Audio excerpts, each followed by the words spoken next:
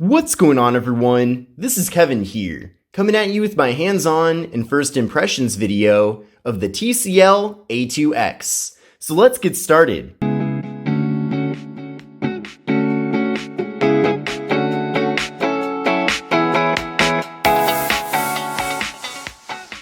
So this is the TCL A2X. I bought this phone for $79 over at Walmart. This phone is being offered by a variety of different TracFone carriers, including Total Wireless. Now with this device, we are getting a large 6.2-inch display. The display itself is LCD at 720p. I do have the brightness up to 100% right now, and the phone is decently bright, even despite its low cost. Now with the device, we are getting a PPI of 271 and a 19:9 aspect ratio. But in general, I'm very happy with the colors here on the display. Of course, it could be much better, but you'd expect that from a phone that's a lot more expensive. But the good news though is that things do look nice and clear here on the phone. Up top here, we are getting a water drop notch, and in that notch is a 5-megapixel front-facing camera.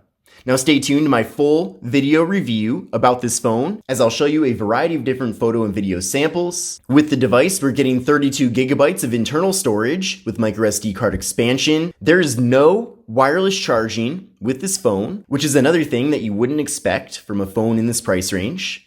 We also don't have a fingerprint sensor, and there's no face unlock with this device either. So if you do want security on here, then you are going to have to just use a PIN code to access the phone. Now on the back of the device, we have a dual camera setup with a 13-megapixel main camera and a 5-megapixel depth sensing camera. So we are getting portrait mode with both the rear and front cameras here on the phone. I'm certainly liking what I'm seeing so far as the cameras go. We do get quite a few customization features with the device. Of course, we have portrait mode, but we also have auto mode, panoramic, time-lapse, there's some filters, and a special manual mode as well. So the camera app on here is certainly very fully featured. Here's the front-facing camera with portrait mode. We can also turn that off and just take a standard selfie as well. So certainly a lot of flexibility and options when it comes to the cameras on this device. Now with the phone, we're getting 3 gigabytes of RAM, and we're getting the MediaTek Helio A22 processor. Now I've been seeing the A22 in a lot of different devices in the $100 range recently. For example, I just covered the ZTE Blade A3 Prime, and that phone has the Helio A22 as well. And in general, I've had a good experience with that processor. It's certainly not going to win any performance awards, that's for sure. But for what it is, it does get the job done. Now I did run a benchmark test with the device, and I'll show you the score right now in a second. But you can see I got an overall score of 79591. So again, nothing too impressive here, but for the price, this is totally fine and acceptable. Now I did install a variety of my own applications here on the device that I plan on testing out as I prepare for the review. The phone did come with a decent amount of bloatware as well, but thankfully it is easy to remove all of those extra applications. You're going to want to take some time to customize things to fit your own needs. Of course, you're going to want to install your own apps, but you'll probably want to remove some of these extra apps that you don't see yourself using. Now, video recording with the phone maxes out at 1080p. As far as the battery capacity goes, I do not know the exact number of milliamp hours that are in the internal battery on the phone, but one thing that I do know is that this phone is advertised to give you 15 hours of talk time and 15 days of standby time. So that would lead me to believe that we're getting around a 3000 milliamp hour battery here with the phone. Now the software on here is Android 10, which is really awesome as well, because quite a few of the other recent devices that have launched on the TracFone networks give you Android 9 Pie.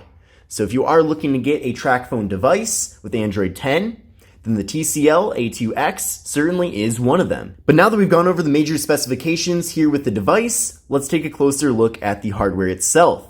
So I already talked quite a bit about the front panel here. It really does have a nice looking display for a phone that's so inexpensive. We do have a little bit of a thicker bottom bezel here on the phone, but overall the design is completely acceptable. What I like too about it is that despite it not having the most powerful processor ever, I feel like performance is really smooth on here. Software is really well optimized in general as well. Now taking a look at the left side of the phone, we do have the slot for the microSD card and SIM card, and we have a Google Assistant button. Then on the right side of the phone, we have the power button, volume button. Then on the top, we have the noise canceling microphone and 3.5mm headphone jack. And then finally, on the bottom of the device, we have the speaker, microphone, and USB-C port for charging and data transfer. So I am very happy to see that we are getting USB-C with this phone as well. Then on the back of the phone, we have a glossy finish here that has a bit of a gradient to it. We have the camera module, flash, TCL logo, and that's pretty much it. Now, one of the things I noticed with this device, and I might turn this off if I can, but when you go to unlock the phone, you do get this special interface here, and it gives you some quick toggles. I suppose that's nice to have for certain people, but it's not something that I'm too into personally. But to unlock the phone, then you swipe over to the unlock symbol, but then you can also swipe over to the camera, and it gives you some other options here like Instagram. You can go over to the phone, you can go over your favorites, or go over to your messages as well. I just feel like it's an extra step there that I'm not really a big fan of, but it's also something that I've never really seen before with any other smartphone. So as I showed you earlier in the video, here is the box that the phone does come in.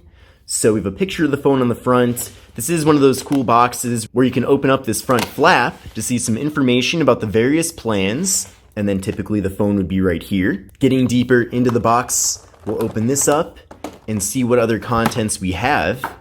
It looks like we have some total wireless terms and conditions. We also have a TCL A2X quick start guide. We have a SIM card removal tool. We have a USB wall adapter that has Alcatel branding on it. And if you didn't know, TCL does make devices under the Alcatel brand name, so this does make sense. And we have a USB-C cable for charging and data transfer. And one last thing, we do have a total wireless services guide for the phone, and it just gives you some additional information about the service itself. So in general, this seems like a very awesome device so far. I'm definitely looking forward to getting some use out of it, using all of my favorite apps with it, and then giving you my full conclusions in my video review. But for now, I hope you enjoyed this video and found it to be helpful. Make sure to sub to the channel, give it a like, and give me any other requests you have for other phones in the comment section below. But this is Kevin here, this is the TCL A2X, and I will see you in the next one.